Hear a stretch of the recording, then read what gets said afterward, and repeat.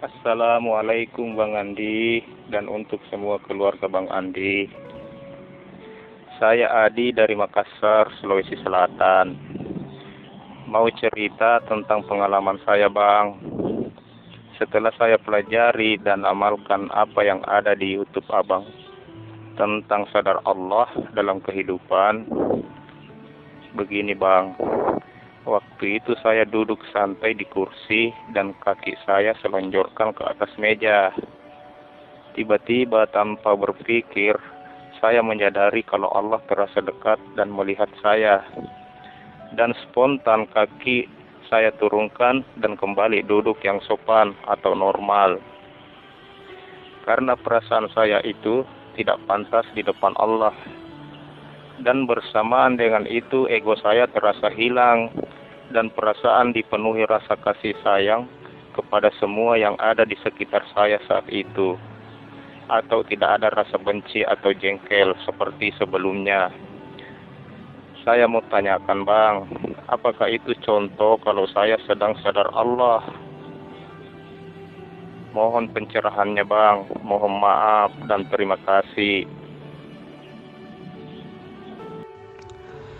Waalaikumsalam warahmatullahi wabarakatuh. Alhamdulillah, terima kasih banyak Pak Adi sudah berbagi pengalaman. Jadi apa yang Pak Adi alami itu adalah sudah benar ya. Itulah yang kita pelajari selama ini. Itulah yang akan kita raih selama ini. Jadi sadar Allah itu bukan hanya sekedar kata-kata, tapi harus teraplikasi dalam perbuatan. Harus teraplikasikan dalam sikap ya.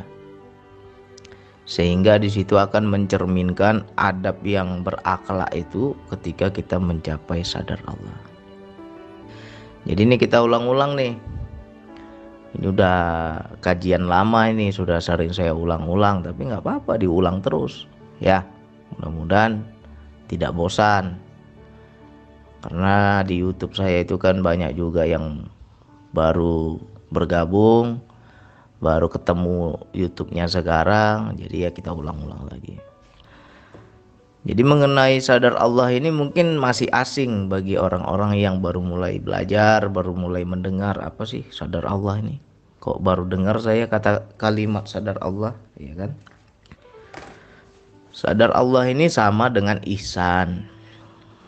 Ya. Seperti apakah ihsan itu? Keisanan itu seperti apa? Seolah-olah engkau melihat Allah. Kalau engkau nggak bisa melihat Allah, seolah-olah engkau sedang dilihat Allah.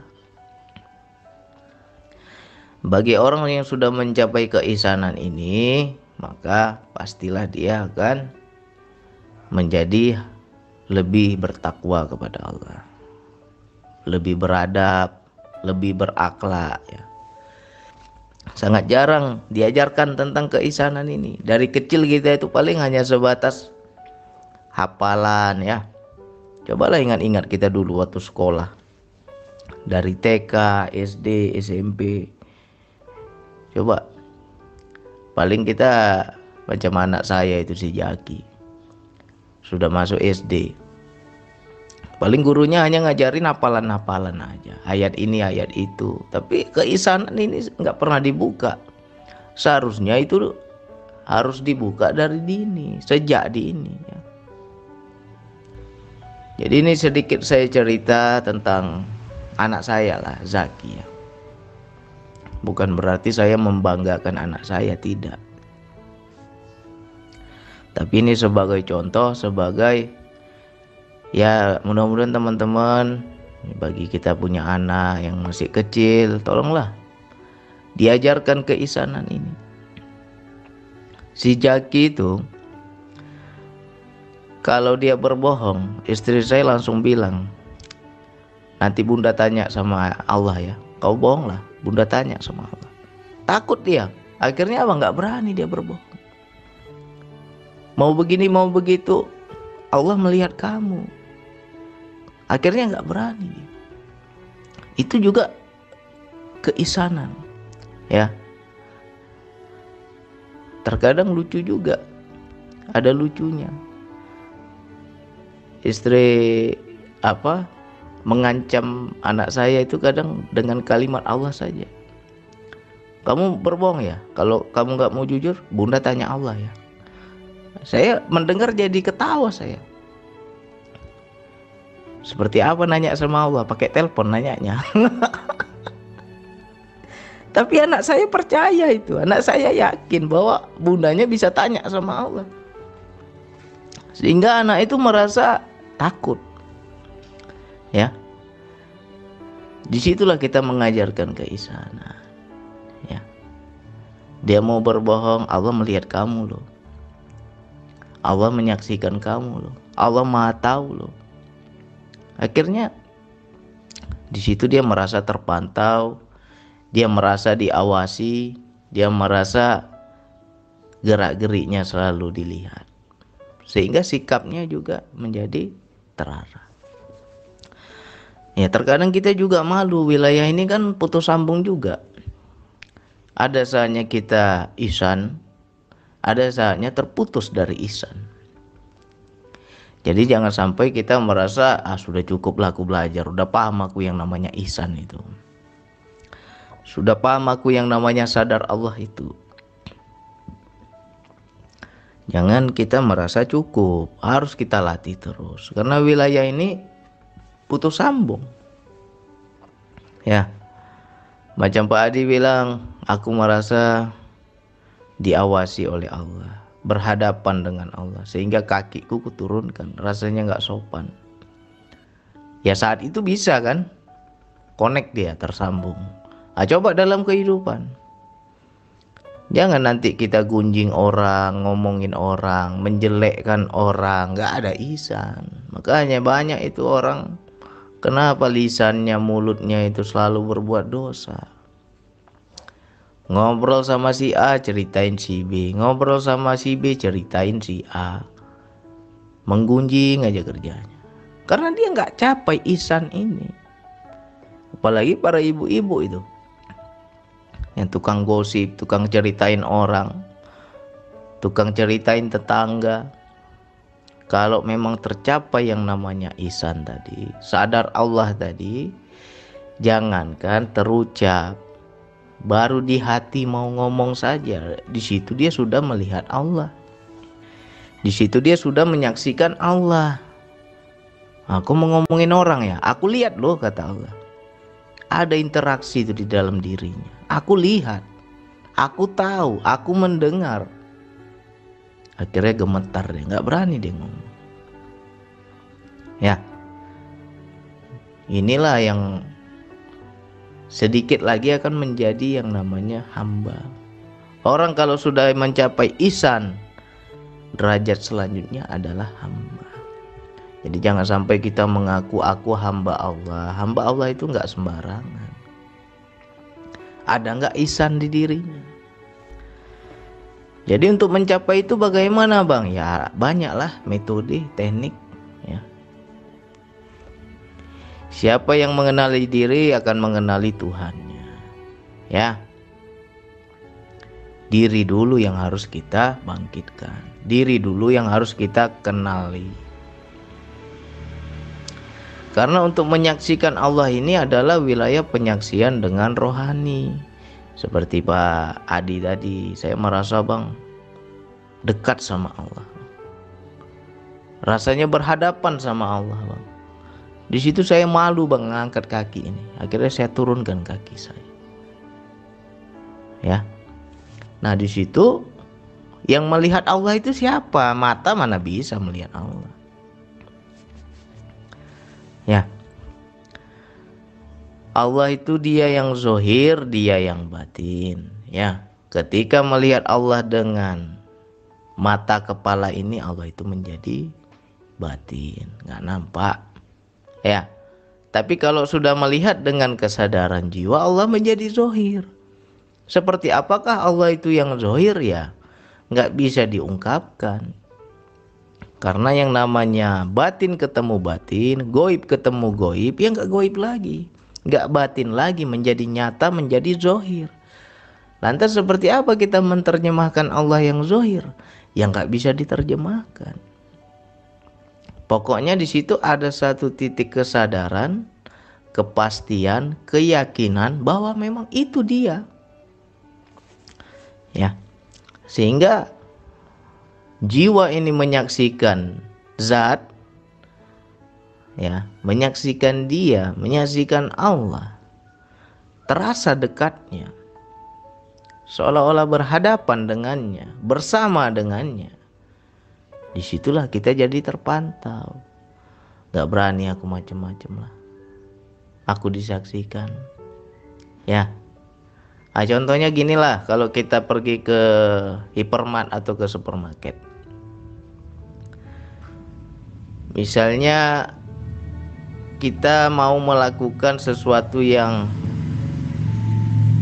tidak diridhoi lah. Misalnya kita mau mencuri,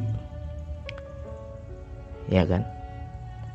Karena ada CCTV di situ, orang nggak berani mencuri. Coba nggak ada CCTV, pasti banyak orang mencuri. Kenapa di supermarket itu aman? Karena di segala penjuru ada CCTV. Dia merasa diawasi, dia merasa dipantau, dia merasa dilihat gerak-geriknya, sehingga nggak berani dia macam-macam. Lantas kenapa kita dalam kehidupan tidak pernah kita merasa seperti itu? Mengapa kita tidak pernah merasa aku ini dipantau oleh Allah? CCTV Allah itu di mana-mana. Kenapa tidak ada kesadaran seperti itu?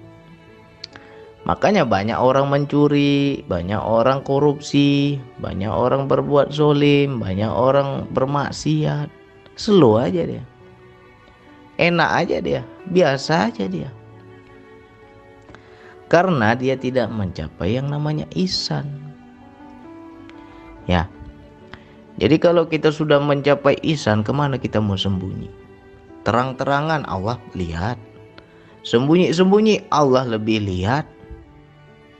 Mau bagaimana kita berbuat dosa? Mau bagaimana kita bermaksiat? Kalau udah merasa ihsan, sudah merasa dipantau, gak akan bisa. Jadi kalau ada orang yang sudah derajatnya ini derajat hamba Allah, ya, dia betul-betul luar biasa lah takwanya kepada Allah. Dia tinggalkan semua segala dosa, maksiat. Bukan berarti dia mampu, bukan berarti dia hebat, tapi karena sejatinya sudah dapat dia kuncinya, yaitu ihsan tadi. Ya. Makanya banyak teman-teman yang belajar sebelum mengamalkan zikir nafas biasa aja, bang. Aku mau berbohong slow, mau marah-marah slow, mau berbuat dosa slow, mau bermaksiat slow. Tapi setelah mengamalkan zikir nafas kok rasanya takut ya, bang. Kok rasanya diawasi ya, bang. Karena itu kita sudah mencapai yang namanya ihsan. Nah, jadi untuk mencapai keihsanan ini salah satu metodenya adalah zikir nafas. Amalkan zikir nafas dengan sungguh-sungguh, aktif jiwa kita. Sudah aktif jiwa kita, baru bisa menyaksikan Allah. Sudah menyaksikan Allah, baru yang namanya ihsan. Sudah ihsan, takwa. Ya. Jadi setelah ihsan menjadi takwa, baru di situ derajatnya hamba. Ya. Inilah yang jarang diajarkan. Dari kecil kita paling hanya hafalan-hafalan, tidak pernah dikenalkan Allah sejak dini. Ya, tidak pernah kita dikenalkan sejak dini. Nah, anak saya ajarkan itu. Terkadang ada saatnya saya itu belum bergerak, itu udah azan ya kan, di masjid azan itu. Tapi saya masih sibuk main HP itu, belum bergerak, saya ambil wudhu kan. Bukan berarti saya nggak dengar azan, dengar. Tapi anak saya itu main kesadarannya. Apa dia bilang? Ya itu Allah sudah panggil ya, sholat ya. Allah sudah panggil itu. Di situ connect langsung, tersambung langsung, ya kan? Aduh, malu aku, diginiin pula aku sama anakku sendiri.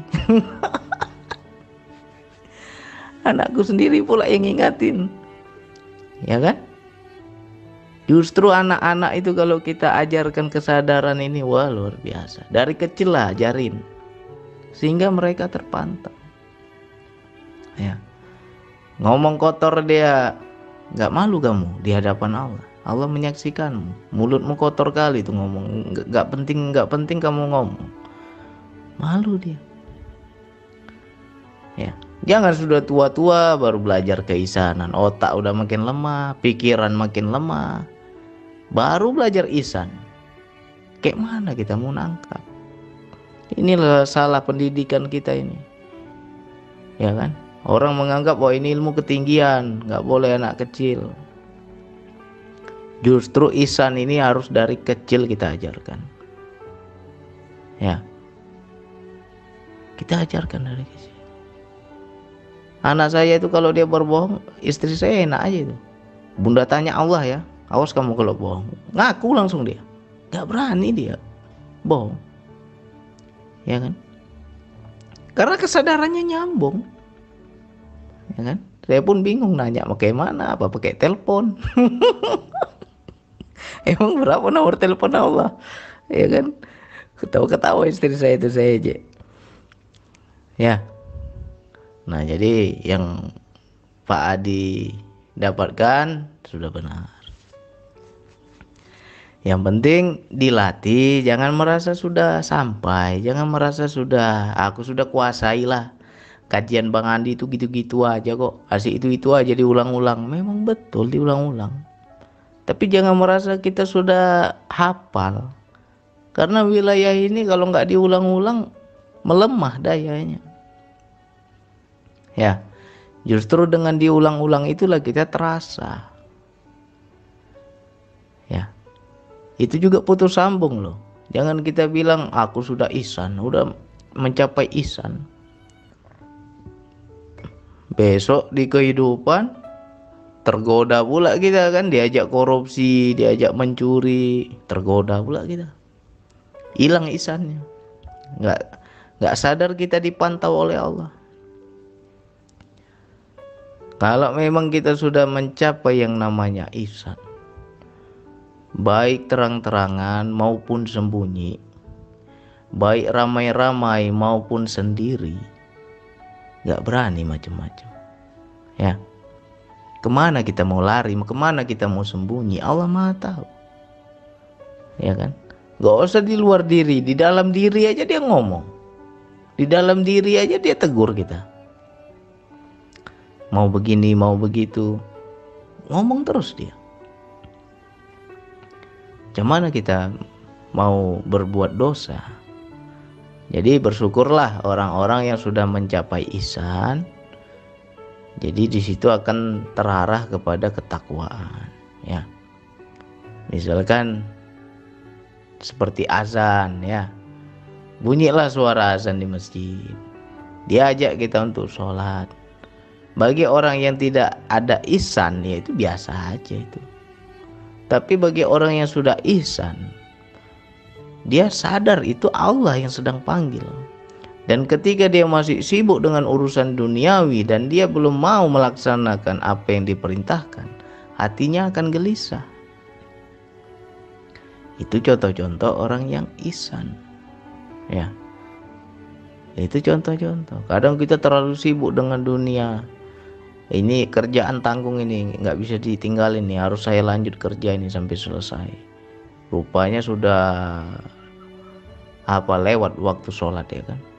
Di situ hati itu berantem, itu gelisah hati kita, ya kan? Itu bagi orang-orang yang ihsan. Jadi di situ harus kita belajar. Kita udah paham nih, ajarkan anak kita. Dari kecil harus diajarkan tentang ihsan, sehingga perilaku mereka berakhlak, ya.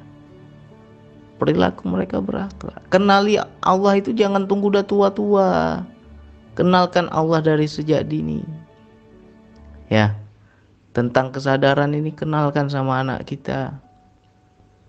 Jangan udah tua baru belajar marifat, udah tua baru belajar hakikat. Otak udah makin lemah, pikiran makin lemah, daya ingat kurang. Tapi kalau anak-anak kita ajarkan dari sekarang, daya ingatnya kuat. Ya. Sekali aja kita ajarkan, ingat itu. Ya. Jadi mudah-mudahan ini menjadi paham untuk yang lain. Jangan disepelekan wilayah ini. Ya. Mudah-mudahan gak bosan. Kalau Bang Andi kok itu-itu aja ya YouTube-nya itu. Diulang-ulang aja itu. Ya mudah-mudahan gak bosan lah. Ya. Kita belajar terus. Saya pun masih belajar. Kadang itu video yang 2 tahun yang lalu saya dengar lagi. Ternyata udah hilang dari ingatanku. Gak ingat lagi aku. Ya kan? Itulah pentingnya kita ulang-ulang. Oh pernah ya aku ngomong kayak gini ya dulu ya. Kok sekarang aku baru sadar ya. Kok baru ingat ya. Ternyata hilang dia. Jadi harus kita ulang-ulang. Biar peka, biar tajam ya. Jadi yang Pak Adi rasakan tadi sudah benar, tapi jangan merasa puas. Diaplikasikan dalam kehidupan, ya. Dibawa interaksi terus Allah itu. Keluar rumah, nah, bawa Allahnya. Bersamalah Allah. Mau kerja, bersamalah Allah. Mau ngapain aja, bersamalah Allah. Jadi kita terkontrol, ya. Nggak macem-macem kita. Terpandu hidup kita. Ya, mudah-mudahan ini untuk saudaraku, sahabatku yang lain menjadi paham. Coba nanti di explore lah dalam kehidupan. Banyak ini. Contoh-contoh ihsan ini banyak. Pokoknya yang utama adalah merasa diawasi. Itu yang bagus. Awalnya merasa diawasi. Kalau diawasi itu belum ada interaksi dia. Tapi kalau sudah di atasnya lagi itu udah interaksi, udah ada obrolan 2 arah, ya. Allah ngomong, kita pun jawab. Nanti kita ngomong, Allah pun jawab. Ya, kalau sudah mencapai itu luar biasa. Akan ada penasehat diri. Jadi ya, bagi teman-teman yang belum bisa ke situ, yang penting yang utama adalah terpantau dulu. Seperti kita di supermarket, segala penjuru itu ada CCTV, kita kan nggak berani kan mau mencuri kan.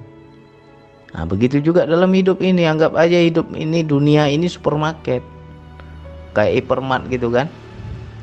Nah, langit itu adalah, segala penjuru adalah CCTV-nya Allah. Bisa nggak kita merasakan aku ini selalu gerak-geriku dipantau oleh Allah? Kalau kita merasakan seperti itu, itulah ihsan. Nggak berani macam-macam, ya. Mudah-mudahan yang sedikit ini manfaat. Silakan diulang-ulang lagi. Ajarkan juga anak kita, ya. Tapi jangan terlalu tinggi. Ajarkan sesuai yang mereka pahami aja. Pelan-pelan ajarkan tentang kesadaran, tentang keihsanan, sehingga mereka merasa diawasi Allah. Ya, hanya itu yang bisa saya sampaikan. Wassalamualaikum warahmatullahi wabarakatuh.